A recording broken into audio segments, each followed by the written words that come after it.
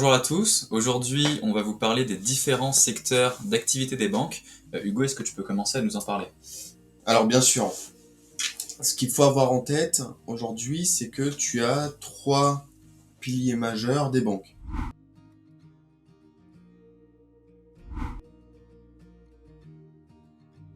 Ta banque traditionnelle, aujourd'hui, qu'est-ce que c'est? On associe souvent la banque traditionnelle au réseau d'agences bancaires. C'est vrai, c'est la majorité de ton réseau, mais ce n'est pas la seule composante. Cependant, le réseau de tes agences bancaires se compose de la façon suivante. Tu as des clients particuliers qui sont hiérarchisés dans différentes banques selon les avoirs détenus ou les salaires ou d'autres critères qui sont propres à chaque banque. Très bien. Toujours dans les clients particuliers, tu as aussi des clients plus haut de gamme, entre guillemets, des clients qui sont pour le coup en banque privée avec des avoirs qui sont plus conséquents. Et pour le coup, en banque privée, là, vous avez accès à des conseillers qui sont spécialisés dans leur domaine, que ce soit de la fiscalité, que ce soit de l'immobilier, etc., etc., etc. Ensuite, toujours dans les agences, tu pourras retrouver des clients professionnels. Pour le coup, ce sont des artisans, des professions libérales, des petits commerces, donc les coiffeurs, les boulangeries que vous pouvez retrouver dans les centres-villes, etc., etc. Maintenant, on s'écarte un petit peu du réseau d'agences bancaires, mais on reste toujours dans la continuité de ce qu'on a vu, ce sont les clients entreprises. Les clients entreprises, ce sont des clients avec un chiffre d'affaires plus conséquent que les clients professionnels, mais qui pour le coup sont gérés dans des centres d'affaires spécialisés. Voilà. D'accord. Quand tu prends ces différentes typologies de clients, tu les appliques à l'international, et là, grossièrement, vous avez votre banque de détail à l'international. On propose quasiment les mêmes services qu'en France, simplement, c'est appliqué dans d'autres pays, donc avec d'autres réglementations et d'autres obligations. Ok, très bien. Alors maintenant on va parler de la banque assurance. Mmh. Alors historiquement, les banques ont trois activités principales qui sont récolter les dépôts des épargnants pour consigner ces dépôts, octroyer des crédits pour financer l'activité économique et gérer les moyens de paiement. Mais à partir des années 80, on a vu l'émergence d'une diversification des produits et services proposés par les banques. D'accord. Principalement, elles ont ajouté à leur activité bancaire une activité d'assurance. C'est pour ça que dans le jargon, on parle de banque assurance. Les premières banques à avoir mis en place cette diversification sont des banques mutualistes, comme par exemple le Crédit Agricole. Ceux qui ne sont pas cotés en bourse, mutualistes. Voilà, qui ont des parts sociales et des sociétaires qui ne sont pas cotées en bourse. Le statut est un peu différent des banques commerciales classiques, qui sont des sociétés anonymes. D'accord. Mais je pense qu'on reviendra sur ce point-là dans une autre Ouais. vidéo. Donc ces banques mutualistes ont mis en place la banque assurance. Pourquoi? Pour augmenter les marges des banques. C'est-à-dire qu'elles ont ajouté à leur marge d'intermédiation des commissions.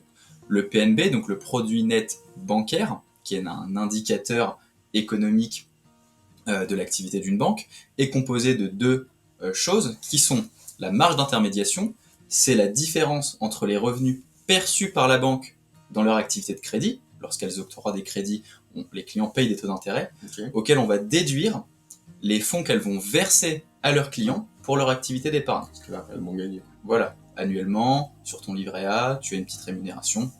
On fait la différence entre les deux, on a cette marge d'intermédiation. Et elles ont ajouté à ça donc des commissions, des frais qu'elles prennent sur les différents produits, services qu'elles proposent, notamment les assurances, les prévoyances. D'accord.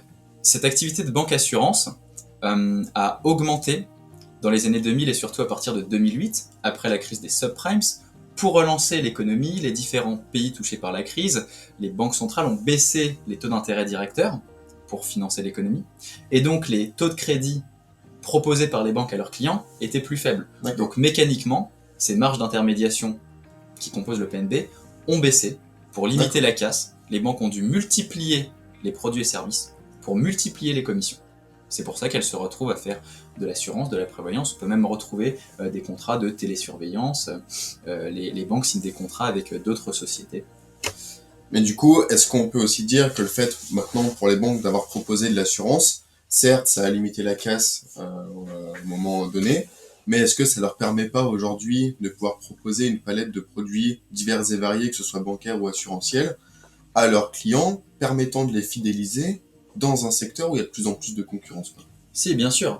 forcément, ça facilite la gestion des comptes pour les clients qui vont avoir et leur compte bancaire, et leurs assurances, leurs prévoyances, qui sont regroupés au sein d'un même établissement.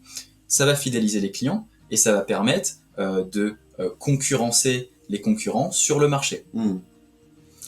Tout ça sans omettre le fait qu'aujourd'hui, il y a un changement aussi du mode de consommation des clients, avec notamment l'arrivée de nouveaux concurrents tels que les banques en ligne ou encore les fintech, qui répondent à une demande des clients bien ancrée depuis des années et des années.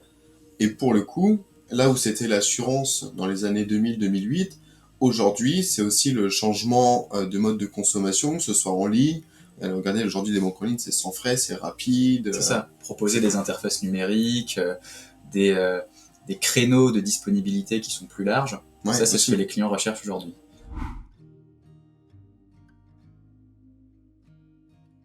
Pour terminer, tu vas nous parler du troisième grand pilier du secteur bancaire, qui est la BFI, la Banque de financement et d'investissement. Exactement. Alors la BFI, si vous voulez, c'est le pilier le plus gros de votre banque. Donc vous avez la banque de détail, la banque à l'international, la BFI. La BFI, c'est celui qui dégage le plus de marge et le plus de chiffre d'affaires. La BFI, si vous voulez, c'est un pôle de gestion dans votre banque qui va être en lien entre la salle des marchés ou différents services et vos clients entreprises. Donc à partir toujours d'un certain chiffre d'affaires. La banque de financement et d'investissement va être en mesure de proposer des services pour ses clients entreprises de différentes natures. Cela peut être de la couverture de taux, donc plutôt de la gestion de risque pour le coup. La couverture de taux, la couverture de change, la couverture sur des prises de participation prises sur les marchés financiers, etc., etc. Mais il y a aussi plein d'autres services qui sont proposés, comme de la fusion-acquisition, de l'augmentation de capital, de l'introduction en bourse, de l'émission d'obligations, etc., etc. Et vous avez une autre petite succursale au sein des BFI, qui pour le coup gère les prises de participation prises par la banque. Donc par exemple, une banque qui a investi dans une entreprise X ou Y, ces conseillers-là vont gérer la relation entre la banque et les prises de participation prises dans ces entreprises-là.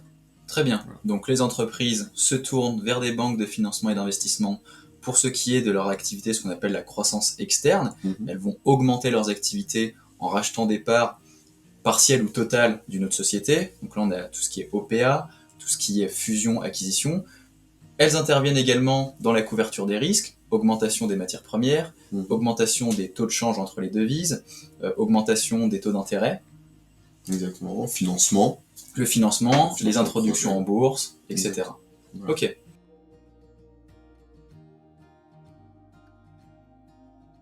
Mais je pense qu'on a fait le tour de cette vidéo. Je pense qu'on a fait le tour, on a vu les gros pôles. Aujourd'hui, vous êtes en mesure d'identifier les trois, banque de détail, banque à l'international, BFI, avec certains changements qui viennent opérer dans tout ça. En tout cas, on espère avoir pu répondre à certaines questions que vous vous posiez. Et puis surtout, voilà, on est preneur des conseils que vous pourrez nous apporter sur la fond et la forme de ce qu'on a présenté. Et on se retrouve très prochainement pour traiter d'un nouveau sujet dans une nouvelle vidéo. Voilà.